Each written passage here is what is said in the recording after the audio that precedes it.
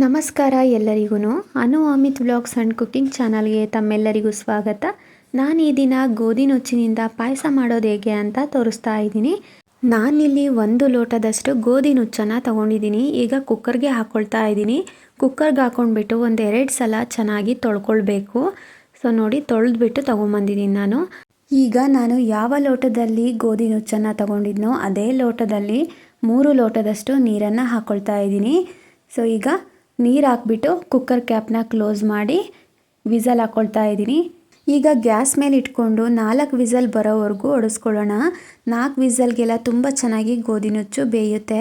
Whistle ಬರೋಷ್ಟರೊಳಗೆ ನಾವು ಬೆಲ್ಲನ ಕರಗಿಸ್ಕೊಳ್ಳೋಣ. ಇನ್ನೊಂದು ಗ್ಯಾಸ್ ಮೇಲೆ ನಾನೊಂದು ಪಾತ್ರೆ ಇಟ್ಕೊಂಡು ಪಾತ್ರೆಗೆ ಯಾವ ಲೋಟದಲ್ಲಿ ಗೋಧಿ ನುಚ್ಚು ತೊಗೊಂಡಿದ್ನೋ ಅದೇ ಲೋಟದಲ್ಲಿ 2 ಲೋಟದಷ್ಟು ಬೆಲ್ಲ ಹಾಕ್ಕೊಂಡಿದ್ದೀನಿ. ಹಾಗೆ 2 ಲೋಟದಷ್ಟು ನೀರು ಹಾಕ್ಕೊಳ್ತಾ ಇದ್ದೀನಿ. ಈಗ ಬೆಲ್ಲ ಕರಗೋವರೆಗೂ ನಾವು ಕುದಿಸ್ಕೊಳ್ಳೋಣ.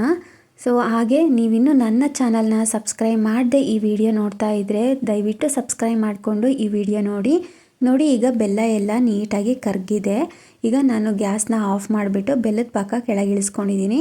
ಹಾಗೆ ಗೋಧಿ ನುಚ್ಚನ್ನು ಬೇಯಲಿಕ್ಕೆ ಇಟ್ಕೊಂಡಿದ್ವಿ ಅಲ್ವಾ. 4 ವಿಸಲ್ ಹೊಡೆದಾದ್ಮೇಲೆ ಏರೆಲ್ಲ ಹೋದ್ಮೇಲೆ ಕುಕ್ಕರ್ ಕ್ಯಾಪ್ನ ಓಪನ್ ಮಾಡಿ ತೋರಿಸ್ತಾ ಇದ್ದೀನಿ. ನೋಡಿ ಎಷ್ಟು ಚೆನ್ನಾಗಿ ಗೋಧಿ ನುಚ್ಚು ಬೆಂದಿದೆ ಅಂತ. 4 ವಿಸಲ್ಗೆ ತುಂಬ ಚೆನ್ನಾಗಿ ಬೇಯುತ್ತೆ ಗೋಧಿ ನುಚ್ಚು. ಸೊ ಇಷ್ಟು ಬೆಂದರೆ ಸಾಕು. ಈಗ ನಾವು ಮಾಡಿಟ್ಕೊಂಡಿರೋ ಬೆಲ್ಲದ ಪಾಕನ ಈ ಗೋಧಿ ನುಚ್ಚಿಗೆ ಹಾಕ್ಕೊಳ್ಳೋಣ. ನಾನಿಲ್ಲಿ ಶೋಧಿಸ್ಕೊಳ್ತಾ ಇದ್ದೀನಿ. ಏನಾದರೂ ಬೆಲ್ಲದಲ್ಲಿ ಕಸ ಅಂಥದ್ದಿದ್ದರೆ ಶೋಧಿಸ್ಕೊಳ್ಳೋದ್ರಿಂದ ಬರುತ್ತೆ. ಹಾಗಾಗಿ ಶೋಧಿಸ್ಕೊಂಡು ಹಾಕ್ಕೊಳ್ತಾ ಇದ್ದೀನಿ. ನೋಡಿ, ಬೆಲ್ಲದ ಪಾಕ ಹಾಕ್ಕೊಂಡಾದ್ಮೇಲೆ ನಾನು ನೀಟಾಗಿ ಮಿಕ್ಸ್ ಮಾಡ್ಕೊಳ್ತಾ ಇದ್ದೀನಿ. ಬೆಲ್ಲದ ಪಾಕ ಹಾಗೆ ಗೋಧಿ ನುಚ್ಚು ನೀಟಾಗಿ ಮಿಕ್ಸ್ ಆಗಬೇಕು. ಸೊ ಈ ರೀತಿ ಮಿಕ್ಸ್ ಮಾಡಿಬಿಟ್ಟು ಇಟ್ಕೊಂಡಿದ್ದೀನಿ. ಈಗ ಒಂದು ಮಿಕ್ಸಿ ಜಾರಿಗೆ ನಾನು 2 ಟೇಬಲ್ ಸ್ಪೂನಷ್ಟು ಹುರಿದು ಸಿಪ್ಪೆ ತೆಗೆದಿರೋ ಶೇಂಗಾ ಬೀಜ ಹಾಕ್ಕೊಂಡಿದ್ದೀನಿ. ಹಾಗೆ 1 ಕಪ್ಪಷ್ಟು ತೆಂಗಿನಕಾಯಿ ತುರಿ ಹಾಕ್ಕೊಳ್ತಾ ಇದ್ದೀನಿ. ಹಾಗೆ 3 ಏಲಕ್ಕಿ, ಹಾಗೆ ಒಂದು ಅರ್ಧ ಟೇಬಲ್ ಸ್ಪೂನಷ್ಟು ಒಣ ಶುಂಠಿ ಹಾಕ್ಕೊಳ್ತಾ ಇದ್ದೀನಿ. ಹಾಗೆ ಸ್ವಲ್ಪ ನೀರು ಹಾಕ್ಬಿಟ್ಟು ನುಣ್ಣಗೆ ಪೇಸ್ಟ್ ಥರ ರುಬ್ಕೊಂಡು ಬರಬೇಕು. ಸೊ ನೋಡಿ, ನಾನು ಈ ರೀತಿ ರುಬ್ಕೊಂಡು ಬಂದಿದ್ದೀನಿ. ಈಗ ರುಬ್ಬಿರೋ ಮಿಶ್ರಣನ ನಾವು ಮಾಡಿಟ್ಕೊಂಡಿರೋ ಪಾಯಸದಲ್ಲಿ ಹಾಕ್ಕೊಳ್ಬೇಕು. ಸೊ ಈ ಮಿಶ್ರಣ ಹಾಕೋದ್ರಿಂದ ತುಂಬ ರುಚಿಯಾಗಿರುತ್ತೆ ಪಾಯಸ. ಒಂದು ಸಲ ಈ ವಿಧಾನದಲ್ಲಿ ಪಾಯಸನ ಮಾಡಿ ನೋಡಿ, ತುಂಬ ಅಂದರೆ ತುಂಬ ರುಚಿಯಾಗಿರುತ್ತೆ.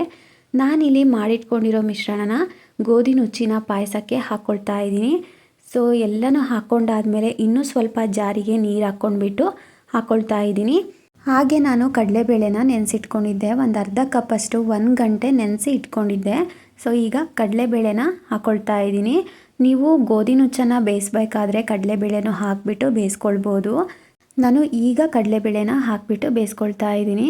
ನೋಡಿ, ಈ ಕನ್ಸಿಸ್ಟೆನ್ಸಿಯಲ್ಲಿ ಪಾಯಸ ಇದೆ. ಸೊ ನಾವಿದನ್ನು ಒಂದು 5 ನಿಮಿಷ ಕುದಿಸ್ಕೊಳ್ಬೇಕು. ಈಗ ಹೊಸ ವರ್ಷ ಬೇರೆ ಬರ್ತಾ ಇದೆ. ಹೊಸ ವರ್ಷಕ್ಕೆ ಏನಾದರೂ ಸ್ಪೆಷಲ್ಲಾಗಿ ಸ್ವೀಟ್ ಮಾಡಬೇಕು, ಬೇಗನೆ ಸ್ವೀಟ್ ಮಾಡಬೇಕು ಅಂದಾಗ ಈ ರೀತಿ ನಾವು ಪಾಯಸನ ಮಾಡ್ಕೊಳ್ಬೋದು.